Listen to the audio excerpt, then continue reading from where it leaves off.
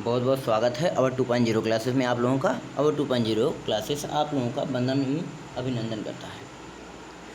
चलिए, हम लोगों ने पिछली क्लास में इंडस वैली सिविलाइजेशंस में लगभग 4 सेट मतलब प्रत्येक 20-20 क्वेश्चन के 20-80 क्वेश्चन में एक चैप्टर को ख़त्म किया था, एक अध्याय को ख़त्म किया था।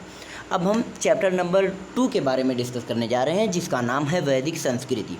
वैदिक संस्कृति में कुल 6 सेट पढ़ेंगे, हर एक सेट 20 क्वेश्चन का होगा, 20 छक 120, टोटल 120 क्वेश्चन हमें प्रैक्टिस करनी है और इसी के जरिए हम अपने कॉन्सेप्ट को भी क्लियर करेंगे कुछ इस तरीके से। आइए आगे देखते हैं। चलिए फिर हम शुरुआत करते हैं, बिना फालतू की बात करते हुए अपने काम पे आते हैं। आइए देखिए, पहला क्वेश्चन कह रहा कि पूर्व वैदिक या वैदिक संस्कृति का काल किसे माना जाता है। तो ऑप्शन नंबर 1 है 1500 ईसा पूर्व से 1000 ईसा पूर्व, ऑप्शन नंबर बी है 1000 ईसा पूर्व से 600 ईसा पूर्व, ऑप्शन नंबर सी है 600 ईसा पूर्व से 600 ईसा पूर्व, ऑप्शन नंबर डी है इनमें से कोई नहीं।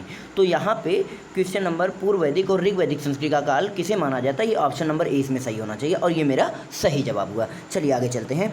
आगे क्वेश्चन है उत्तर वैदिक संस्कृति का काल किसे माना जाता है। फास्ट में चलेंगे ताकि एग्जाम आते आते पेट का एग्जाम आते आते हमारा सब क्लियर हो जाए। उत्तर वैदिक संस्कृति का काल किसे माना जाता है। तो उत्तर वैदिक संस्कृति का काल 1000 ईसा पूर्व से 600 ईसा पूर्व के माना जाता है। ये भी मेरा सवाल सही हुआ। चलिए आगे चलते हैं। आगे आर्य शब्द का शाब्दिक अर्थ है। ऑप्शन नंबर ए है वीर या योद्धा, श्रेष्ठ या कुलीन, यज्ञकर्ता या पुरोहित, विद्वान। तो यहाँ पे ऑप्शन नंबर बी सही होना चाहिए, श्रेष्ठ या कुलीन। ये कहाँ से आए थे, ये मध्य एशिया से आए थे। चलिए आगे बढ़ते हैं।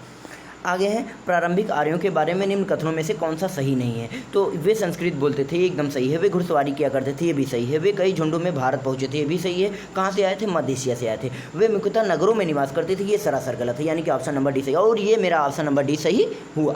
चलिए आगे क्वेश्चन करते हैं क्वेश्चन नंबर 5 के बारे में। क्वेश्चन नंबर 5 है इनमें से किस फसल का ज्ञान वैदिक काल के लोगों को नहीं था। जौ का था, गेहूँ का था, चावल का था, पर तंबाकू का नहीं था। तो ऑप्शन नंबर डी और ये भी डी भी सही हुआ।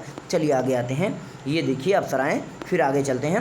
उत्तर वैदिक काल के वेद विरोधियों और ब्राह्मण विरोधियों धार्मिक अध्यापकों को किस नाम से जाना जाता है। तो इसे हम श्रमण के नाम से जानते हैं। ऑप्शन नंबर बी इसमें सही होगा। चलिए आगे देखते हैं कि वैदिक गणित का महत्वपूर्ण अंग है शतपथ ब्राह्मण, अथर्ववेद, शुल्ब सूत्र, छांदोग्य। तो यहाँ पे शुल्ब सूत्र होना चाहिए और शुल्ब सूत्र किससे है, ज्यामितीय गणना से है। किससे है, ज्यामितीय। तो यानी कि सी ऑप्शन सही होना चाहिए। चलिए आगे बढ़ते हैं। क्वेश्चन नंबर 8 किस वेद में प्राचीन वैदिक युग की संस्कृति के बारे में सूचना दी गई है। ऋग्वेद, यजुर्वेद, अथर्ववेद, सामवेद। तो यहाँ पे प्राचीन कभी हो तो ऋग्वेद होगा, तो ऋग्वेद ऑप्शन ए नंबर सही हुआ। चलिए आगे चलते हैं।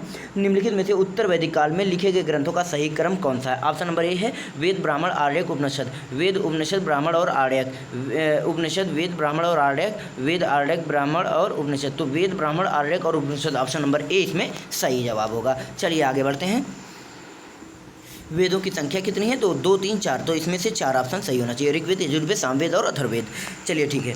अब बात करते हैं हम अगला, कौन से 3 वेद में संयुक्त रूप से त्रैया वेदत्री कहलाते हैं। ऋग्वेद, यजुर्वेद, सामवेद, ऋग्वेद, यजुर्वेद, अथर्ववेद, ऋग्वेद, सामवेद, अथर्ववेद, यजुर्वेद, सामवेद, अथर्ववेद। तो यहाँ पे ऑप्शन नंबर ए सही होना चाहिए, ऋग्वेद, यजुर्वेद, सामवेद। चलिए ठीक है। फिर आगे बात करते हैं। भारत के राज चिन्ह में प्रयुक्त होने वाले शब्द सत्यमेव जयते किस उपनिषद से लिया गया है। तो मुंडक उपनिषद, कर्ण उपनिषद, ईशान उपनिषद, बृहदारण्यक। तो मुंडक उपनिषद ऑप्शन नंबर ए सही होना चाहिए। चलिए फिर ठीक है, आगे हम बात करते हैं। आगे है ऋग वैदिक आर्यों का मुख्य व्यवसाय क्या था। कृषि, पशुपालन, शिक्षा, व्यवसाय। तो यहाँ पे पशुपालन था। क्या था, पशुपालन था। चलिए आगे बात करते हैं। भारतीय संगीत का आदि ग्रंथ कहा जाता है। ऋग्वेद, उपनिषद, यजुर्वेद, सामवेद। तो यहाँ पे सामवेद सही होना चाहिए, ये भी सही हुआ। चलिए आगे बात करते हैं। प्रथम विधि निर्माता कौन है। मनु, चाणक्य, चंद्रगुप्त, सेल्यूकस। यहाँ पे मनु सही होना चाहिए और ये जवाब हमारा सही हुआ। चलिए आगे बात करते हैं।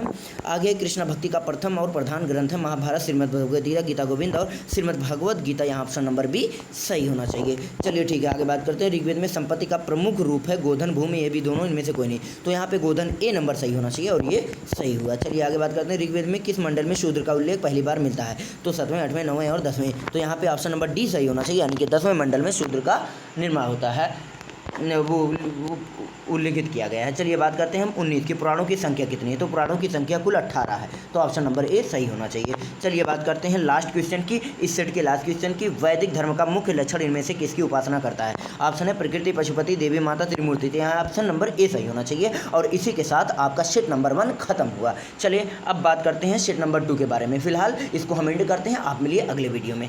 Thank you.